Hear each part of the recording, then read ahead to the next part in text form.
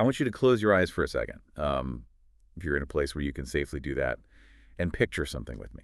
Right. Safety first. Please don't close your eyes if you're driving. Exactly. Keep your eyes on the road.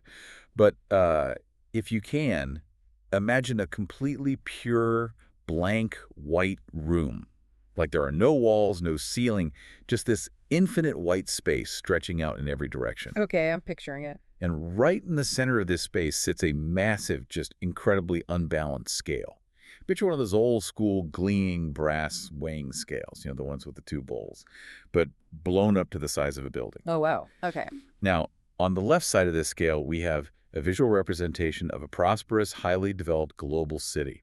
We're talking forests of glass skyscrapers reflecting the sun, high-speed rail networks weaving underground, cutting-edge hospitals filled with MRI machines. Universities with huge server farms, all of that. Yeah, exactly. This side represents the absolute peak of the global human development average.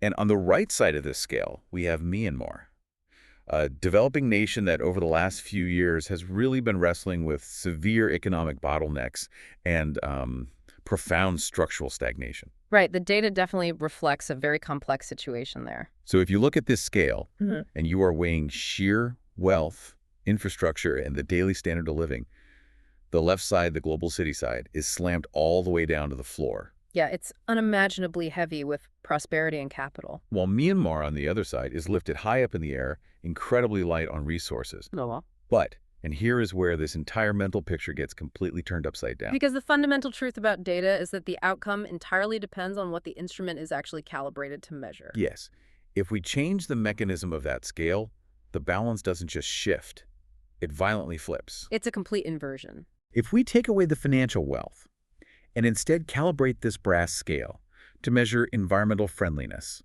basically measuring how lightly a society treads on the earth, the developing nation vastly, and I mean vastly, outperforms the global average. It's not even close. Suddenly, that prosperous global city side looks incredibly heavy, but it's heavy with carbon emissions, massive pollution, and relentless resource extraction.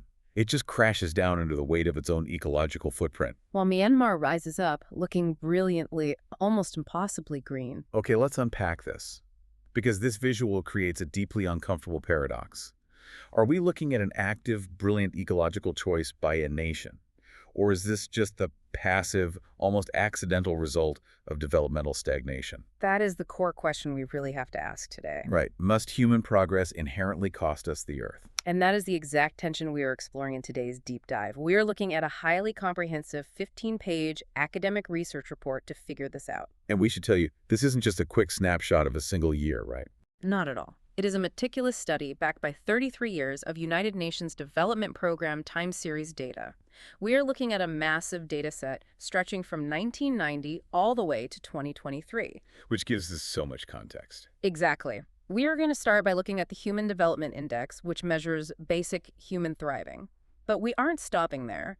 We are layering in gender divides, the hidden costs of inequality, and finally, that crucial planetary pressures adjustment. Basically, what we're doing today is using Myanmar's specific, deeply complex journey over the last 3 decades as a magnifying glass. Yes, by comparing this one country's trajectory to the baseline of the entire world, we start to expose the hidden structural machinery of how human civilization currently operates. And to really understand that machinery, to understand this a weird environmental paradox where a struggling economy is somehow greener than a thriving one, we first have to understand the basic trajectory of human development over the last 30 years. Right, we have to establish what the baseline of normal global progress actually looks like before we can understand the exceptions. So let's start with the macro view, the global picture. We're talking about the Human Development Index, which most people just call the HDI. It's the standard metric. Yeah, and for you listening, just as a quick conceptual refresher, for a long time,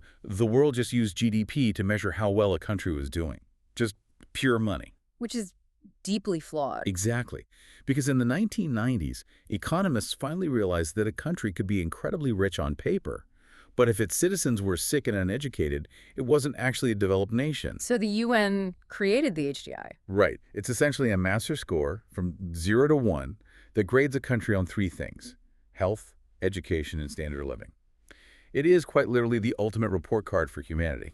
I like that, the ultimate report card, and it really is the most robust shorthand we have for human well-being. And looking at the global HDI curve over this 33-year period, it tells a pretty profound story about our species. Where did we start in 1990? Back in 1990, the global average HDI was 0.60. In the UN's classification system, that sits solidly in the medium human development category. Okay, so firmly in the middle. Right. But over the next few decades, humanity steadily marched upward. By 2023, the global average reached 0.756, which officially moved the world into the high human development tier. To put that into perspective for the listener, moving from 0.60 to 0.756 doesn't sound like a lot. I mean, it's just moving a few decimal places. It sounds tiny on paper. Yeah, but what does that actually represent on the ground? It represents an almost unfathomable scale of human progress. Those decimal points mean billions of people gaining access to basic sanitation. It means the near eradication of certain preventable diseases globally. Wow. It means millions of children entering public education systems who historically would have never seen the inside of a classroom. And it reflects the massive wealth generation of globalized trade. It is the statistical footprint of a species actively figuring out how to survive better. But when I look at this global chart in the report, it is definitely not a perfectly smooth line up and to the right. There is a very distinct, very sharp, jagged edge right around the end of the 2010s. Yes. The global score actually reverses. And what's fascinating here is the sheer rarity of that dip. Between 2019 and 2021, the global HDI dropped from 0.745 down to 0.742. Again, to a layperson, 0.003 of a point sounds like a rounding error. But in the world of global development statistics, it takes an earth-shattering event to move the global average backward.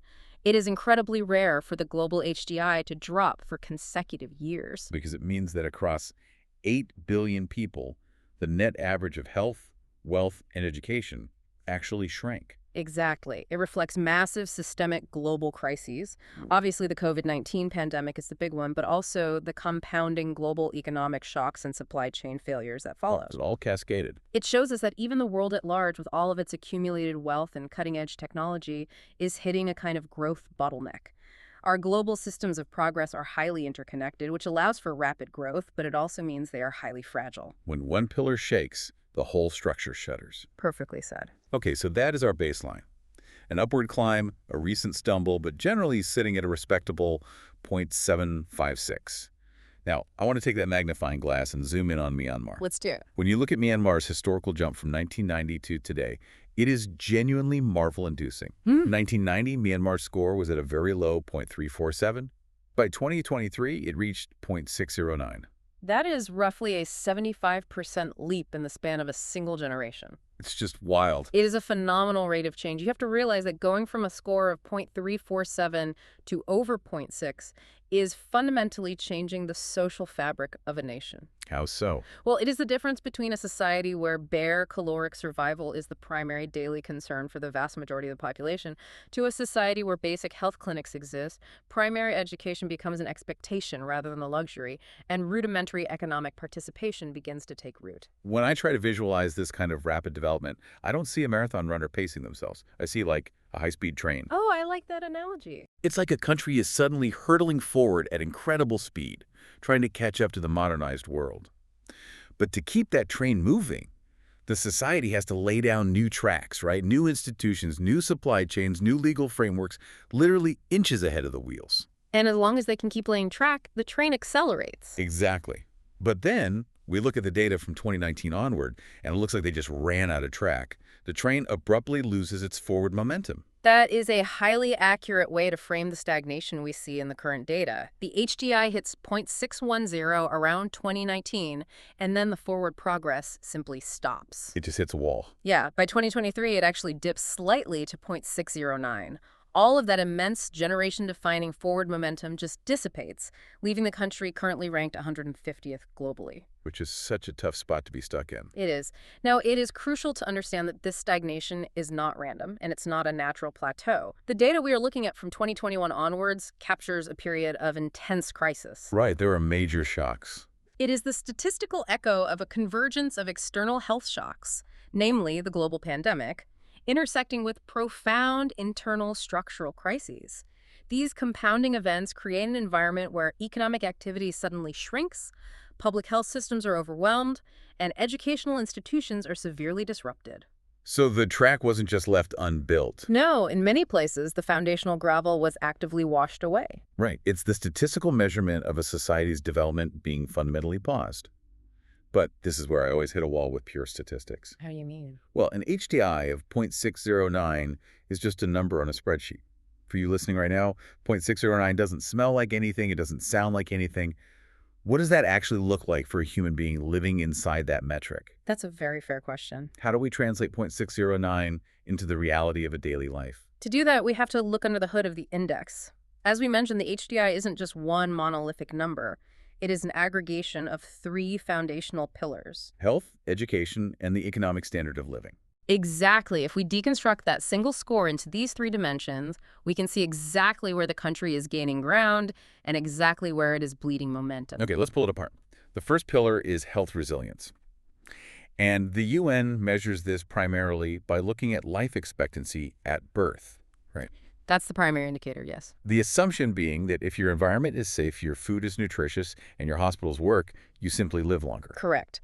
And this is where we see a stark reality check between the global average and Myanmar's specific context. By 2023, the world average life expectancy at birth had climbed to 73.4 years. Okay, and in Myanmar? In Myanmar, it is 66.9 years. So we are looking at a 6.5-year gap. You know, when we just say 6.5 years in passing, it sounds so abstract. It sounds like a rounding error in a long life. But in human terms, it's massive. It really is. I want you, the listener, to actually think about what happens in the final 6.5 years of a typical human life. That's the era where you are watching your grandchildren grow up. That's the time when, theoretically, you have retired and finally have the time to read, to garden, to pass down your life's wisdom. That is a massive, incredibly valuable chapter of the human experience that is just, statistically erased. It is a profound loss of human capital.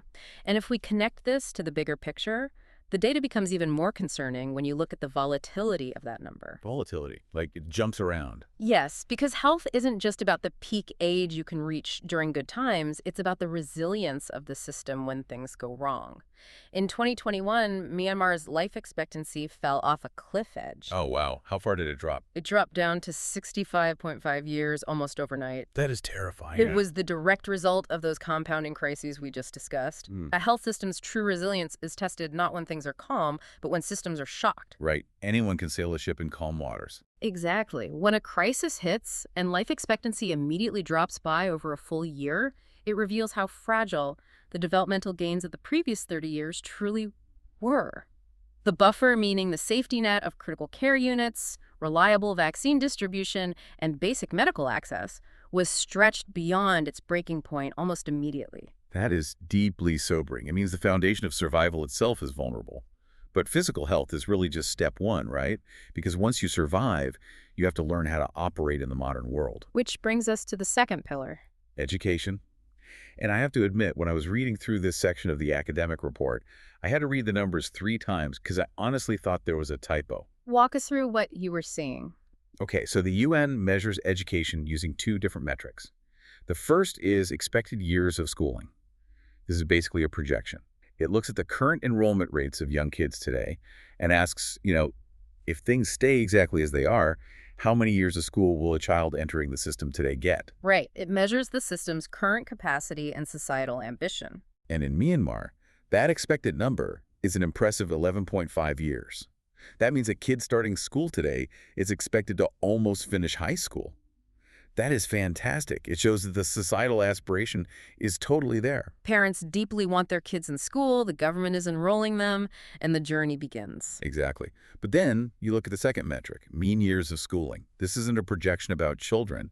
This is a measurement of the actual on-the-ground reality of adults age 25 and older. Right. It asks, how much time did the current adult workforce actually spend in a classroom? And that number is only 6.4 years. Compared to the world average of 8.7. So you have this massive gap. I visualize it like a leaky bucket. You have a public education system that is being filled at the very top with 11.5 years of potential, ambition, and enrollment. but the bucket is full of holes. That analogy perfectly encapsulates the crisis. Because by the time you measure what actually stayed in the bucket, the adults who actually finished their education, you only have 6.4 years left. Where are all those years going? What this data reveals is a massive systemic structural failure in student retention. It tells us that the primary schools exist and children are starting their educational journey. But as they grow older, particularly as they approach the ages of 11 or 12, life forces them to drop out. We have to ask why. Why does a 12-year-old leave school? It is almost never a lack of desire to learn. No, it is the brutal gravity of economic necessity. In a heavily agrarian society, a family might need that older child to work in the fields just to ensure there is enough food to survive the season. Makes sense. Survival comes first. Or it could be a massive lack of infrastructure. A village might have a primary school, but the nearest secondary school is 20 miles away, and there are no buses, making the daily commute physically impossible. Or it could be the result of conflict and internal displacement uprooting the family entirely. So leaving school at age 12 isn't a choice. It's a survival mechanism. Mm. But the long-term consequence of that is devastating, right? Because what exactly do you learn in the first 6 years of school? Basic foundations. Yeah, you learn basic literacy. You learn to read, write, and do basic arithmetic. But you don't learn advanced coding. You don't learn structural engineering. You don't learn complex macroeconomic policy. Precisely. What this 6.4 years of actual schooling tells us is that while basic foundational literacy might be achieved across the population, the crucial transition into higher-level skills, critical thinking, and advanced technical training is being severely truncated. The higher-level stuff is just missing. The society is producing millions of people capable of basic labor, but very few people equipped to invent new industries or manage complex, modern institutions. And if you don't have a workforce with advanced technical skills, you physically cannot build a modern economy. The two things are completely intertwined, which forms a perfect, if somewhat grim, transition to the third pillar of the index. The economic engine. Yes. The standard of living component of the HDI is measured by gross national income, or GNI, per capita. However, to make it a fair comparison globally, it is adjusted for purchasing power parity, or PPP. Before we hit the numbers, let's explain PPP really quickly because it's vital. Yeah, PPP basically levels the playing field regarding the cost of living. If you make $10 a day in downtown New York City, you are going to starve. You can barely buy a cup of coffee. Exactly. But if you make $10 a day in a rural village in Myanmar, you can buy enough local food to feed your family. PPP adjusts the raw income numbers, so we are actually comparing the lifestyle that money buys, not just the raw exchange rate. That's a perfect explanation. And even after making that fair adjustment for the local cost of living, the gap in the economic pillar is not just a gap, it is a chasm. Let's hear it. The global average GNI per capita is $20,327. In Myanmar, it is sitting at $4,919. Wow, wait, seriously. So even when we adjust for the fact that things are cheaper to buy locally, their economic engine is only generating about 24% of the global average. Exactly. And this raises an important question. What does a 76% income deficit actually do to a society's ability to develop? It has to cripple it. It does. This economic metric is the primary anchor preventing the country from moving from the medium human development tier into the high tier. Think about it this way. You can improve basic health clinics and primary schools with a relatively modest budget. Sure. But if a nation wants to build state-of-the-art hospitals, if they want to build cutting-edge universities, if they want to build resilient infrastructure like high-speed rail or flood defenses that can withstand climate change, that requires immense amounts of capital. And when the national economic engine is only generating a quarter of the global average output, the government simply lacks the tax base, and the private sector lacks the investment capital to fund its own people's future at the scale required to catch up to the rest of the world. Right. The track for that high-speed train we talked about, Yeah. it is incredibly expensive to build. And right now, they just don't have the funds to buy the steel. Okay, so we've looked at the three pillars that make up the index. Health is deeply fragile when shocked. Education is leaking millions of students before they reach high school. And the economy is running on a fraction of the necessary fuel. That's the macro picture, yes. But, whenever we talk about national averages, I always get a little skeptical. Averages can be incredibly deceptive. How so? It's like flying over a forest in an airplane at 30,000 feet. From up there, the entire forest looks uniformly green and healthy. But you miss the fact that when you parachute down to the ground, Half the trees might be dying of a blight, while the other half are hoarding all the sunlight. Averages hide the marginalized. That is very true. If we want to understand the real friction in this society, we have to split this data up. Specifically, we need to split it by gender. We do. And the UN methodology provides a very specific tool for this, known as the Gender Development Index. It measures the exact same three pillars we just discussed, health, education, and income, but it calculates them separately for men and women, and then provides a ratio. Basically asking how close women are to achieving the exact same development level as men within that specific society. Exactly. Right. And globally, across the whole world, the ratio is 0.955, meaning on average, women globally are at about 95.5% of the development level of men. Still not equal, but approaching parity. Getting closer. In Myanmar, that gender ratio is 0.947. So they are a little behind the global average, but looking at that top line number, it doesn't look like a catastrophic difference. It doesn't. But, and here's where the data reveals an incredible twist. When you break that gender score down into its individual parts, something totally unexpected happens in the education pillar. In Myanmar, women have actually surpassed men in educational expectations. That's right. The underlying data shows that the expected years of schooling for a female is 12.0 years. For a male, it is 11.1 years. That is genuinely fascinating. The women are staying in school almost a full year longer. The societal aspiration, the systemic expectation, is that a girl entering the school system today will receive more formal education than a boy. It's a very notable flip in the data. When you first read that, you instinctively want to cheer. You think, this is a massive win for gender equality. The system is prioritizing female education, which we know is one of the greatest drivers of societal progress. In theory, yes. I mean, if women are staying in school a full year longer, mathematically they should be entering the workforce with higher qualifications. Over time, that should completely close the wealth gap, right? I have to step in here and pour cold water on that optimism, unfortunately. I'll do it. The data always has a trapdoor. It does, because while it is wonderful that girls have access to education, we have to ask the brutal economic question. What is the return on investment for that education? What happens when those highly educated young women actually enter the economy? Okay, lay the numbers on me. Let's look at the income pillar for men versus women. The estimated gross national income per capita for a male in Myanmar is $6,731. For a female, it is $3,122. Oh my God, are you serious? I am. So women are making less than half. They're making roughly 46% of what men make, despite being measurably more educated. How is that even structurally possible? It happens because of how labor is valued and segregated. This specific data point proves a critical, often uncomfortable truth about human development.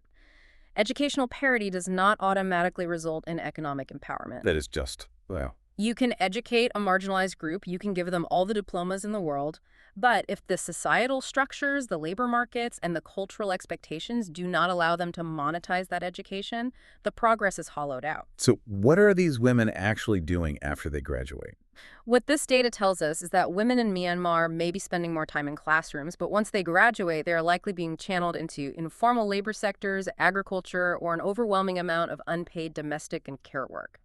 Their time and their skills are simply not being assigned a monetary value by the society they live in. That is infuriating when you think about the sheer scale of wasted human potential. You have half your population educated and ready to contribute to that economic engine we talked about, and the system refuses to pay them for it. It's a massive systemic friction. But it goes beyond just paychecks, doesn't it? Because money is just one form of power. The other form of power, the ultimate form of power, is political.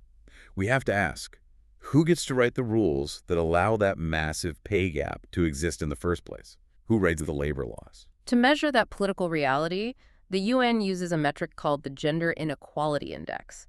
This shifts the focus away from basic capabilities like schooling and looks specifically at empowerment, reproductive health, and who actually holds the levers of power in a society.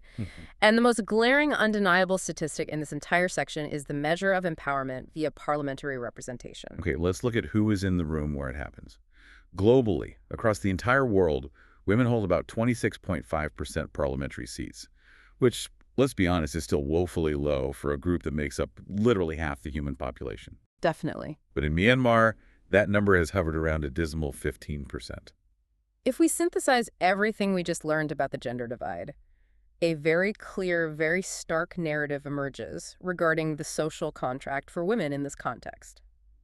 Women are allowed, and even expected, to learn, Sure. but they are systematically blocked from earning equivalent wealth, and they are systematically excluded from the legislative bodies where the laws of the land are drafted.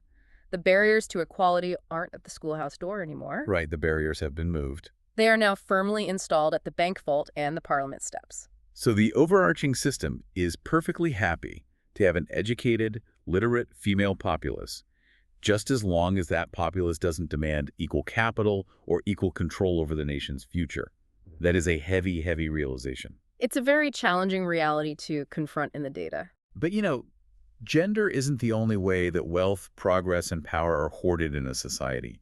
What happens when we zoom out from gender and look at the entire population?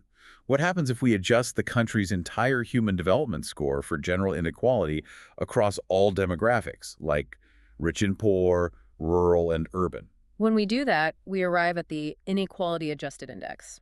I like to think of this adjustment as a hidden tax on a nation's true potential. I really like that framing. Explain how that tax actually works mechanically. Let's use a very basic hypothetical. Imagine a country has 10 citizens and the average income is quite high. But if one of those citizens has $1 billion and the other 9 citizens have absolutely nothing, the mathematical average still looks fantastic. But the human development reality on the ground is terrible for 90% of the people. Exactly. The inequality adjustment mathematically penalizes the baseline development score based on how unequally the health, education, and income are distributed across the population. The greater the inequality, the heavier the tax, and the lower the final score falls. It reveals how much potential progress is being lost to unfair distribution. Okay, so we are heavily taxing the score based on unfairness. Let's look at the global tax bill first. Across the entire world, the global development loss due to inequality is 21.96%. Think about what that really means. Right. So as a planet, we lose roughly 22% of our collective human potential simply because we refuse to share our resources fairly. That is a staggering global inefficiency. But what about Myanmar? What is their specific tax bill? Myanmar's loss due to inequality is 21.67%. Wait, let me make sure I'm hearing those numbers right. 21.96% loss globally and 21.67% loss in Myanmar. That is almost exactly identical. It is shocking, isn't it? To me, this is one of the most profound and philosophically interesting insights in the entire 33-year data set. Why does it stand out so much to you? Think about what we are comparing here. We are comparing the global average, which is heavily skewed by the immense, unprecedented wealth of the global north, places like North America and Western Europe, with Myanmar, a nation in the global south actively struggling with basic economic engine problems. Right, they're miles apart economically. They have vastly, fundamentally different absolute levels of wealth, infrastructure, and technology. Yet the structure of their inequality is almost a universal constant. It's like inequality is a fundamental law of physics for human civilization, regardless of how much money is actually in the system. Exactly. When you dig into the granular breakdown of that loss, it aligns perfectly too. Both globally and in Myanmar, the biggest driver of this loss is income inequality, which eats away about 30% of the potential progress. Education inequality takes away another 21 to 26%. So the mechanics are identical. What this suggests is that whether a society is building spaceships and artificial intelligence, or struggling to pave rural roads and provide basic clinics, human beings possess a deeply ingrained structural flaw in how we organize our hierarchies and hoard our resources. The economic pie might be vastly different in size, but we divide the slices with the exact same disproportionate greed. That is, wow. I need to sit with that for a second. We're fundamentally the same in our flaws, no matter the GDP. That's what the data implies. But that brings up a really urgent question. If that 22% tax is universally holding everyone back, what does life actually look like for the people trapped at the absolute bottom of that distribution in Myanmar? It's a very harsh reality. We've talked about the average income being around $4,900 when adjusted for purchasing power. But if you have extreme inequality, that means a huge chunk of the population isn't seen anywhere near that amount. To truly understand the bottom of the distribution, we can't just look at income anymore. Poverty isn't just a lack of dollars in a bank account. Poverty is a lived, multisensory experience. For this, the UN relies on the Multidimensional Poverty Index. or the MPI. I was hoping we'd get to the MPI because I always visualize this metric like an iceberg. Income poverty, just looking at who lives under the international poverty line of $2.15 a day, that's just the tip of the iceberg visible above the water. It's easy to see, easy to measure. Right. But the massive, dangerous block of ice lurking beneath the surface, the stuff that really sinks a family's chances of upward mobility. That's what the MPI measures. It measures the overlapping simultaneous deprivations people face in their daily lives. And the survey data for Myanmar, specifically relying on the demographic and health surveys, reveals the true scale of this iceberg. It found that 38.3% of Myanmar's population was living in multidimensional poverty. That is nearly 4 out of every 10 people. Yes, experiencing overlapping systemic lack of basic human needs. Over a third of the country. But what exactly are they lacking? Break down the ice for me. Why are they poor?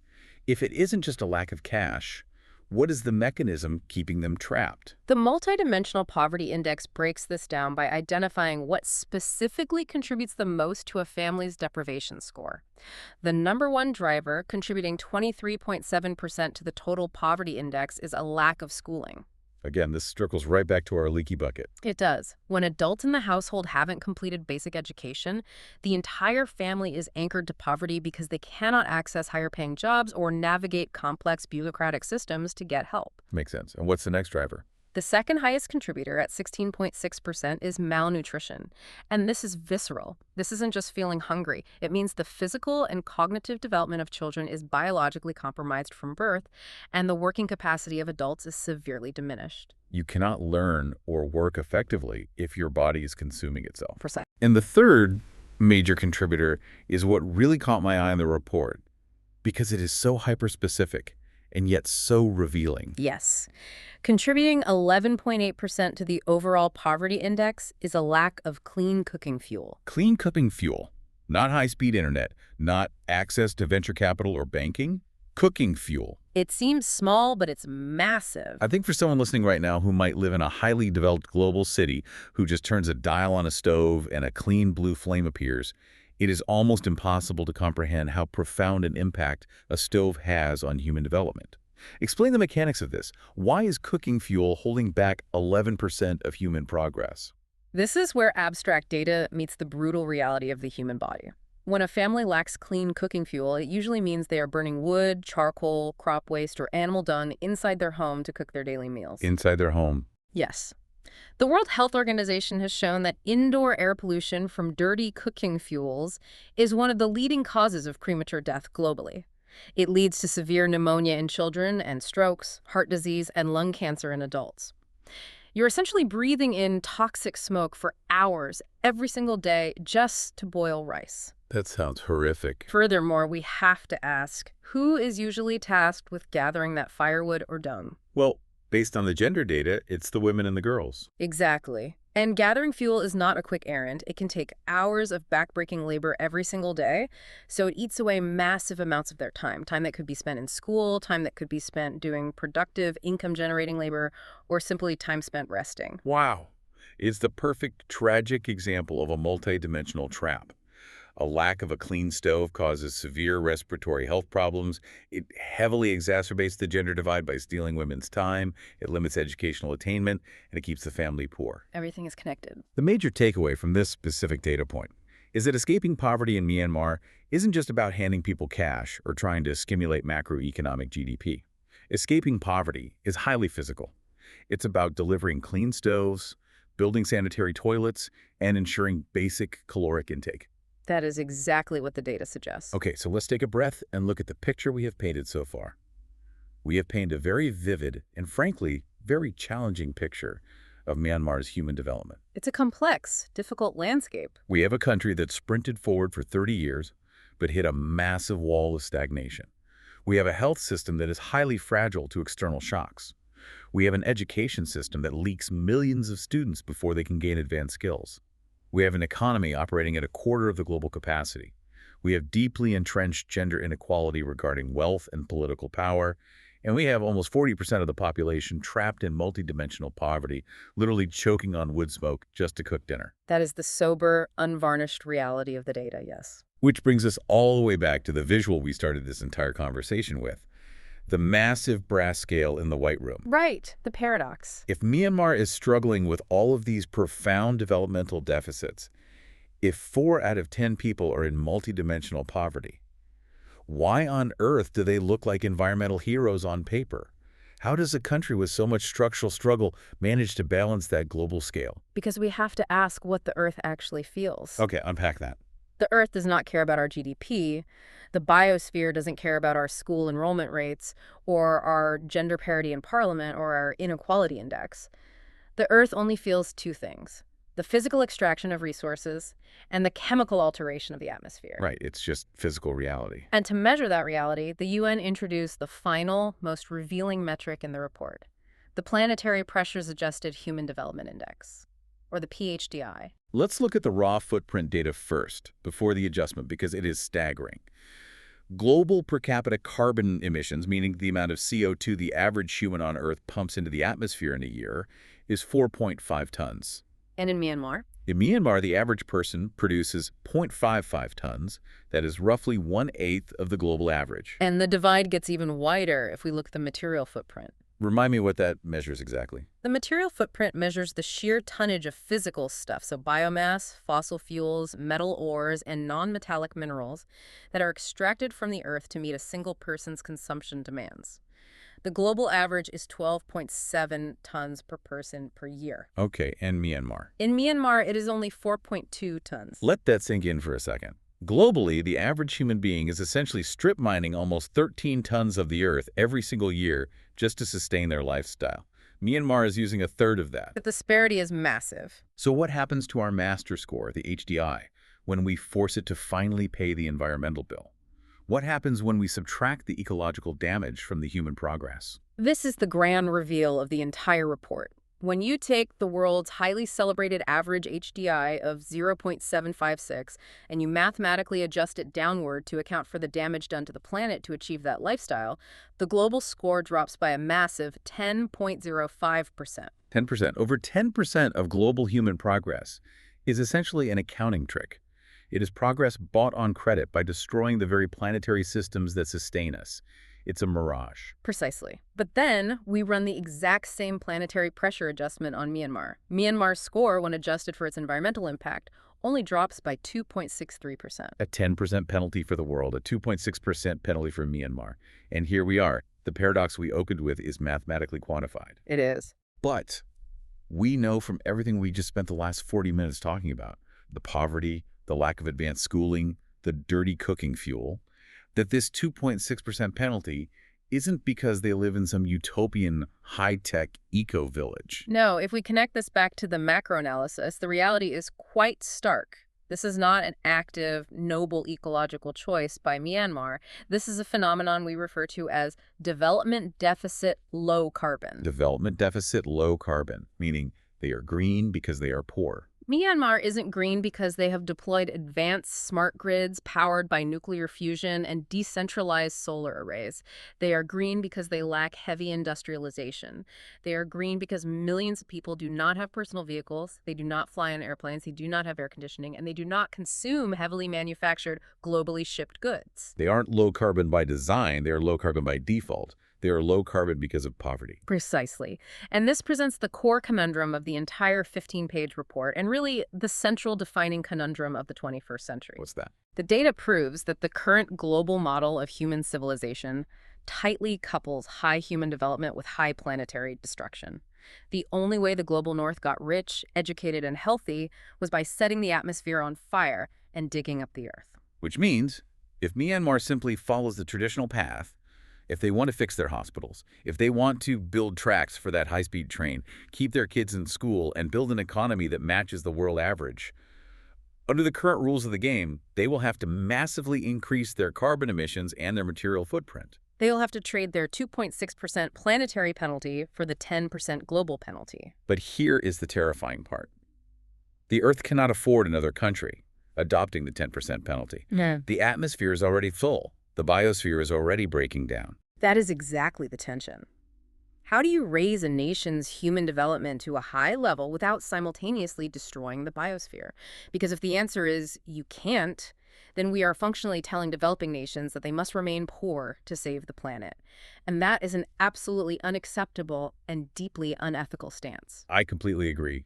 I refuse to accept that. I absolutely refuse to end this deep dive on the depressing note that human progress mathematically equals planetary destruction. Good, because we don't have to.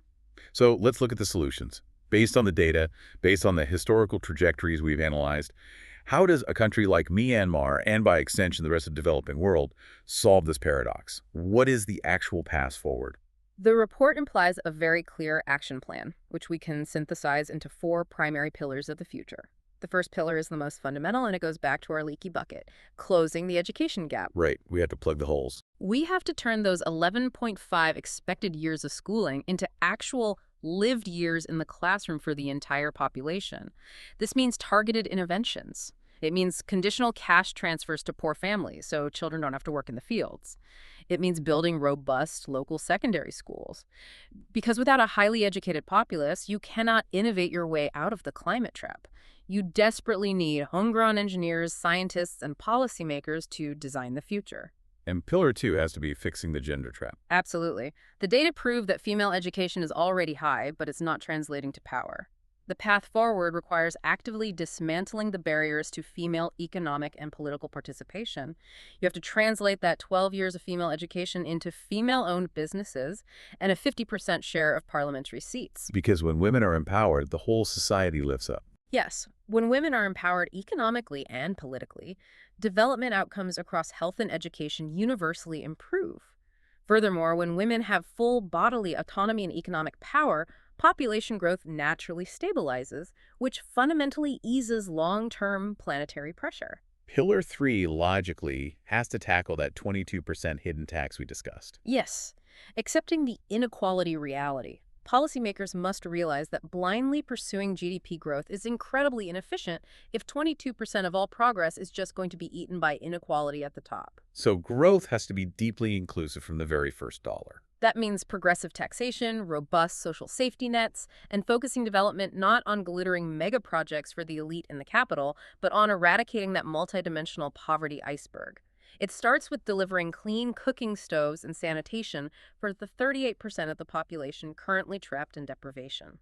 Okay, so education, gender, and inequality. But let's be honest, none of those directly solve the carbon problem. They just make society fairer, smarter, and healthier. How do we solve the planetary paradox?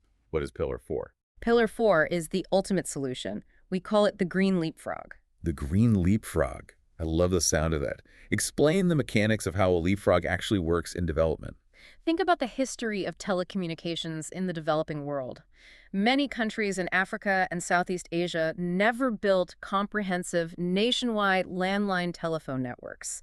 They didn't string millions of miles of copper wire on wooden poles across the countryside. It was too expensive, too slow, and geographically impossible in many rural areas. So what did they do?